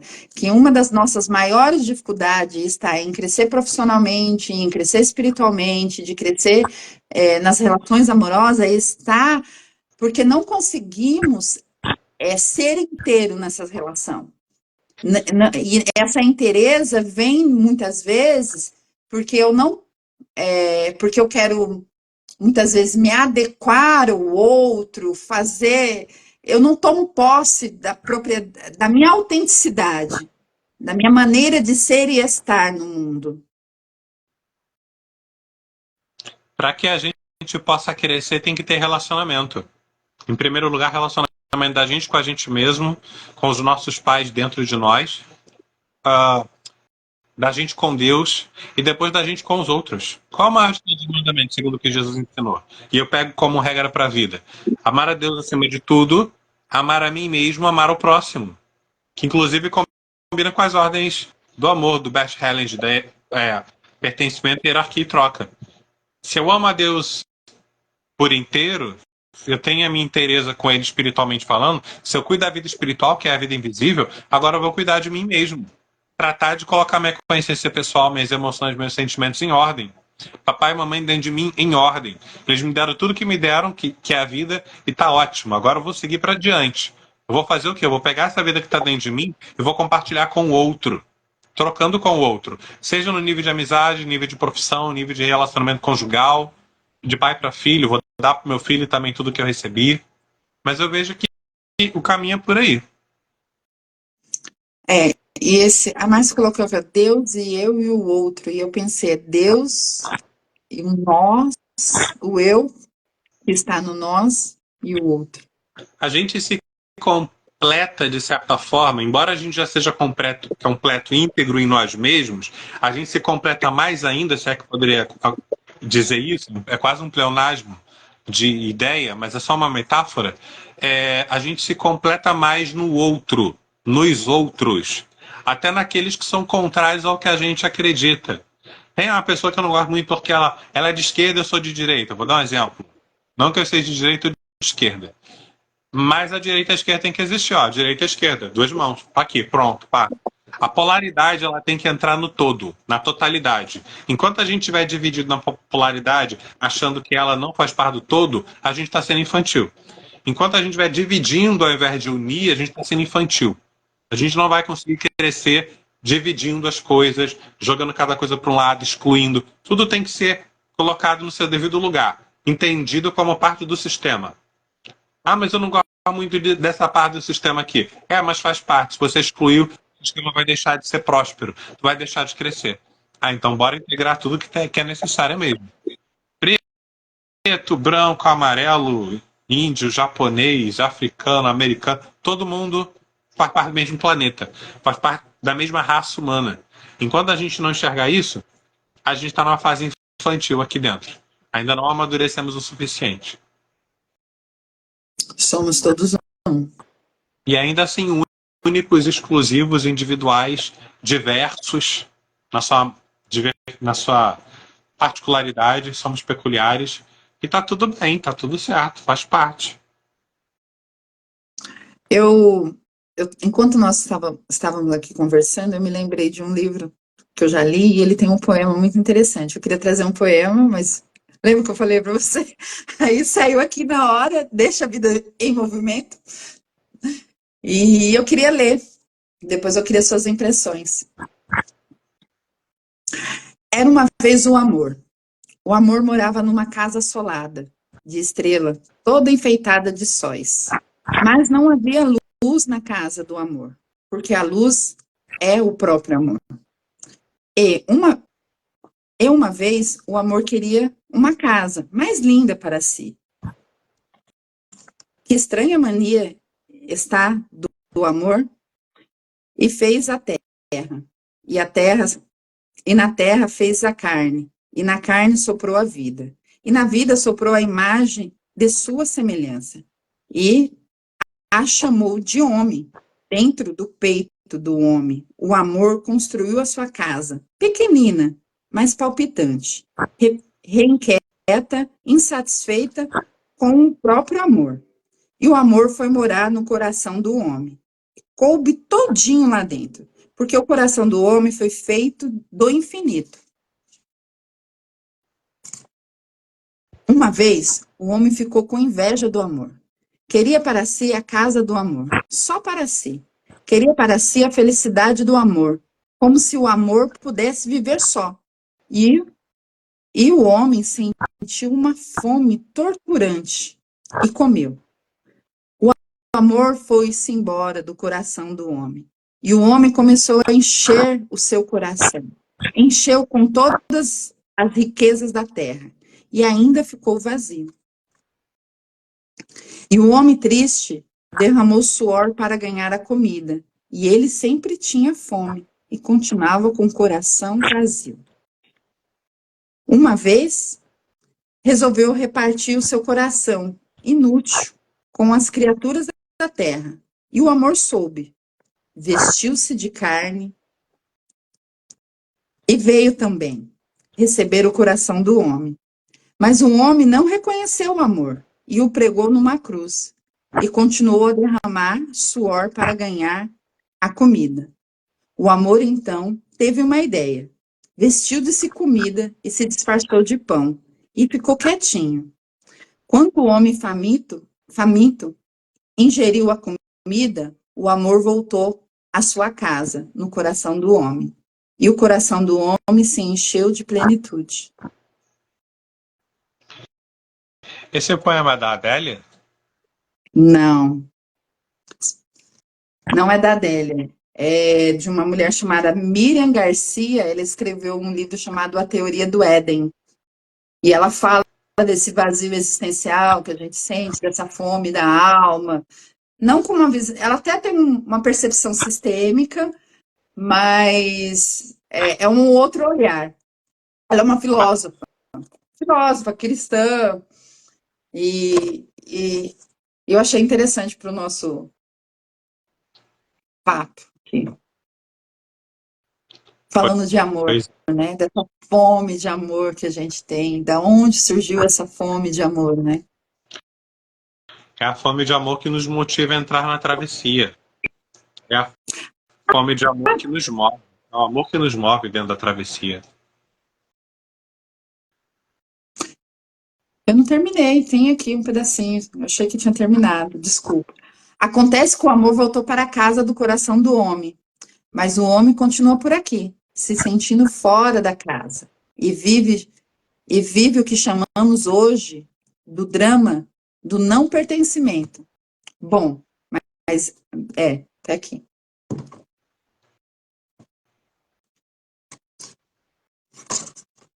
Vivemos o drama do quê?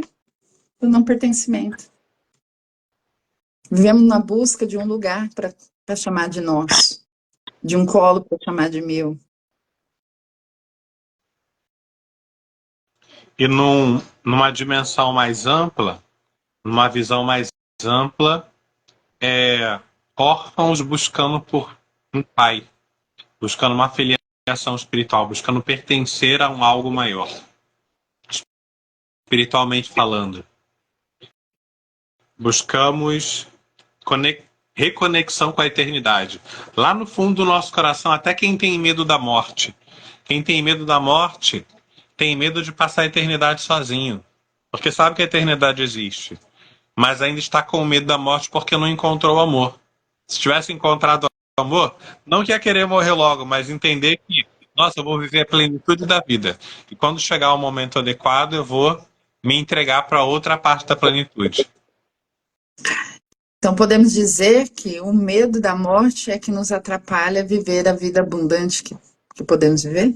Também. A gente, ao longo dessa conversa, a gente pode fazer uma lista com várias questões que nos atrapalham de viver uma vida plena, que nos atrapalham de desfrutar da travessia da alma. Nós podemos fazer uma lista com muitas coisas, porque de fato são muitas coisas. É como naquele mito de Pandora. Todos os problemas do mundo, todas as mazelas do mundo foram colocadas dentro de uma caixinha. E a caixinha foi aberta e os problemas se espalharam pelo mundo todo. Existem muitos problemas espalhados pela vida e cada pessoa vai catando alguns deles e colocando dentro da sua caixinha. Como é que a gente vai viver a vida plena? Vai ter que pegar essa caixinha e renunciar a todos esses problemas, resolvendo eles internamente falando. Daí a travessia da alma diz respeito a isso, a resolver esses problemas que estão na caixinha. A gente pode pensar de uma maneira lúdica, metafórica e bem mais leve, entendendo que essa caixinha está cheia de peças de um quebra-cabeça. E a gente pode juntar as peças do quebra-cabeça para mostrar uma paisagem muito bonita. Uma paisagem com dor, sofrimento, mas também com muita alegria, prazer, contentamento e diversão e abundância e prosperidade. É um panorama imenso, bonito, chamado vida. Gente, quem está aí, se quiser contribuir com a gente, fazer alguma pergunta, né? Antes que a Sinta-se à live vontade. Antes que a live acabe. É verdade. Estamos quase acabando. ver além do horizonte. Até porque a Terra é redonda, né? Então ela faz uma curvinha, a gente não sabe o que tem do outro lado. Tem que ir caminhando, para na medida em que a gente vai caminhando, a gente vai vendo do outro lado o que tem. Que bom que gostou da live, a Márcia gostou da live. É. Também gostei da live, viu, gente? Caiu, mas voltou, deu uma travada e voltou. É bacana falar sobre travessia de alma, porque todo mundo passa por travessia de alma. Mesmo quem não sabe o que está passando, está atravessando na alma. Na alma, com a alma. E como a gente falou, é um movimento interno que acontece, é algo que acontece dentro de nós, mas que se reflete do lado de fora também. É como se fosse um espelhamento. Aquilo que acontece dentro também acontece fora. É um reflexo. Se eu quero resolver determinados problemas do lado de fora, se eu compreendo que eles estão do lado de dentro, eu resolvo eles dentro de mim. Porque na medida em que eu vou resolvendo eles dentro de mim, do lado de fora ele acaba se resolvendo também. Eu vou me posicionando de uma maneira mais adequada diante da vida. Uhum. Mas para isso é preciso ter conhecimento, sabedoria. Tem que acender a luz. Não tem como. Não tem como. Tem que acender a luz, se permitir se colocar em posição de vulnerabilidade, né? Eu acho que... Bom, para mim, isso é uma coisa que faz muito sentido, tá? Porque eu sempre fugi da minha vulnerabilidade. Então, hoje, eu me permito... para mim é... Então, assim, hoje eu me permito ser vulnerável. Todo mundo sabe que eu sinto, que eu penso, e eu falo, eu admito, né? E eu tenho vivido uma... Eu me lembro que em 2020, eu até tenho um post no outro Instagram meu que eu coloco: saia da caixa, viva intensamente e seja autêntica. E hoje, quando eu vejo meu processo da vida, eu saí da caixa, realmente. Né? Porque eu pensava aqui, né? Quadradinho. Tenho vivido intensamente o que eu vivo, o possível que eu posso viver, eu me entrego de verdade para aquilo, para aquela circunstância, para aquele desejo, para aquela vontade, para aquela conquista. e tenho sido muito autêntica. E é muito interessante nesse processo que as pessoas gostam de autenticidade. E eu tinha A vida tanto medo de ser autêntica. é porque, ao ser autêntico, a gente pode acabar demonstrando algumas sombras que fazem parte de nós também e que as pessoas rejeitam, até dentro delas mesmas. Mas até quando você coloca a tua sombra para fora, as pessoas se identificam com elas. Quer ver uma coisa doida que acontece com o ser humano? Na vida real existem psicopatas, pessoas que têm problema psiquiátrico e que cometem algumas atrocidades, alguns crimes por causa disso. E ainda assim que eles cometam crimes bárbaros, atrozes, cruéis com outros seres humanos, tem gente que gosta deles e manda carta de amor para eles. Ou seja, alguém se identificou com a sombra dessas pessoas. Aí um psiquiatra vai dizer: ah, mas eles também têm os seus traços de psicopatia, de dependência emocional, isso, aquilo e tal. Sim, são as dores deles, uai. Alguém colocou a luz, a sombra para fora de uma maneira que prejudicou os outros, mas alguém se identificou e que se conectou ali. Aí tem gente que fala assim: sempre tem um par de chinelo velho para um pé cansado, um negócio desse jeito assim. É um ditado de antigamente. Sempre tem possibilidade, sempre existe possibilidade de conexão, de relacionamento, de você atrair alguém com quem você pode estar trocando a vida de alguma forma. Sempre existe essa possibilidade. Desde que você haja com verdade para contigo mesmo. Se você preferir não ser autêntico, guardar a tua verdade dentro de você, porque tem medo de como as pessoas vão reagir, daí você vai acabar desperdiçando uma oportunidade na vida para crescer por meio do relacionamento e desfrutar de coisas boas. Ah, mas eu também posso passar por coisas ruins? Sim, faz parte, como eu disse ainda há pouco. Não tem como a gente fugir da dor. Ela existe. A gente precisa aprender a lidar com ela. Eu costumo dizer que dor é degrau. Então, se aconteceu alguma coisa na vida que te permitiu sentir dor, faz alguma coisa com essa dor, faz alguma coisa de útil com essa dor. Transforma ela num belo item de coleção e coloca ela no museu. Ou então, como a Analita falou, dissolve ela no suco e toma tudinho. Dissolve ela no suco e faz um poema. Outro dia eu ouvi uma coisa do tipo: ah, tomou um pé na bunda, ela não te quer mais, faz uma letra de pagode aí. Eu faço belas poesias, viu, gente? Olha, inclusive, eu tenho um podcast com as minhas escritas. Eu narro as minhas escritas. Vocês podem ir lá e ouvir. Preciso fazer. Tem 4 episódios lá. Essa semana eu vou fazer mais um. Sugestão: salva nos stories e coloca nos destaques. Que aí o pessoal vai no destaque, clica e já vai e descobre o podcast. Pois Vou colocar lá. Não, é prosa e versos sistêmicos, né? Tá no link da minha bio. Tá lá, você vai no link da minha bio, cai lá tem lá papo sistêmico, tem mentoria vida após o divórcio, tem mentoria ouse conquistar-se, né? E tem lá prosas e versos sistêmico, que são processos, são escritas, na verdade, narrada por mim, que eu escrevi, né? Por enquanto estou colocando que eu escrevi, estou pensando aí de pegar alguns amigos poetas aí, né? Porque eu sou só uma aprendiz. Como o papo é profundo e você está falando sobre esse assunto, o conteúdo que você está produzindo em prosa e verso, ele é útil para as pessoas por qual motivo? Estou voltando aqui de novo. A conversa foi tão profunda que a gente está aqui quase 2 horas e a live caiu. Eu vou esperar o Boaz entrar para gente encerrar, né? Deixa eu mandar um convitinho para ele. Cadê? Ele mandou o convite. Vou aceitar. Entrar. Que delícia. Que delícia. Como é bom poder falar das coisas da alma, falar do autoconhecimento. Estou aqui, né? Caiu, acho que a gente deu nosso tempo, eu não sei. Já deu tempo. Apesar que disse que fica 2 horas hoje em dia. Por isso que eu estava tranquila. Não sei disso, não. Mas enfim, eu perguntei para você qual seria a utilidade do seu conteúdo poético para as pessoas. Porque as pessoas podem ouvir, qual o benefício que as pessoas vão ter ao ouvir seu conteúdo poético? O benefício é porque isso gera identificação, né? Muitas vezes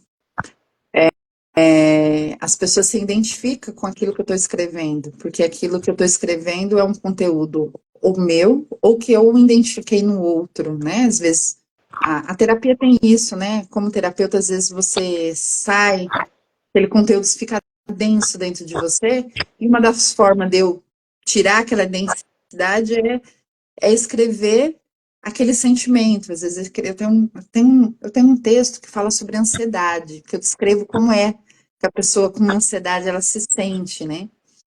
E, e é isso, quando a pessoa lê ou ouve, ela vai se perceber se ela tiver alguma identificação com aquilo. E isso vai ajudar ela a se organizar emocionalmente. Então, geralmente as prosas, o verso começa com uma dor, e no final eu mostro algo como sair daquele lugar, como atravessar aquele momento, né? Uma caixinha de ferramentas para fazer uma travessia. Cada poema é como se fosse uma ferramenta dentro de uma caixinha para poder resolver alguma questão dentro de uma travessia. Entendi. Faz sentido. Bom, você já ouviu, né? Alguns. Então eu acredito que é isso, esse passo. Como eu escrevo é desse jeito, né? Geralmente é muito interessante, que eu começo tá doendo, quando termina já acabou. Quando eu não consigo terminar o texto, é porque eu preciso de mais tempo para elaborar, entendeu? É muito interessante, porque às vezes eu tenho muita coisa escrita, pedacinhos, né? Eu comecei, mas não foi. E é como se eu desse nome a uma dor que está aqui, que às vezes não tem nome, ela está aqui, ela existe. E aí, esse sentar, e aí eu faço esse processo de silêncio, de recolher, de sentir, de dissolver. Por isso que o dissolver para mim faz mais sentido do que pôr na estante, entendeu? Porque eu faço esse processo de dissolver, aí eu choro, aí quando eu tô terminando, aí aquilo vem. O que é isso? Né? Que sentimento é esse? Que dor é essa, né? E aí eu vou escrevendo. Às vezes eu começo e eu nem sei o que é. E é muito interessante. Eu só sei a primeira frase. E aí eu vou começando dizendo, né? Eu escrevi uma esses dias, mas acho que não está aqui. Deixa eu ver se está aqui. Né? Faz parte de um processo terapêutico. Eu compreendi. Faz parte do processo terapêutico. A escrita terapêutica, para mim, faz muito sentido. Eu uso com os pacientes. Tá bom que muitas pessoas têm resistência. Existe uma resistência muito grande, né? Mas é uma forma sensacional para mim de se organizar emocionalmente. Então, como últimas palavras minhas, eu quero deixar registrado que todos fazem travessias de alma, sabendo ou não sabendo. Saber que está fazendo uma travessia de alma é mais vantajoso, porque daí quando você termina um ciclo e depois inicia outro, você já entra mais ciente do que vai acontecer ao longo do processo. E já entra ciente de que você vai poder passar pela dor de uma maneira mais suave, elaborando a dor que sente. E podendo desfrutar também dos prazeres que vão surgindo. É muito bom quando a gente tem a possibilidade de tratar com a dor de uma maneira que ela não nos prejudique e não prejudique as pessoas que a gente ame. E melhor ainda, poder desfrutar daquilo que a vida tem de prazer pra gente.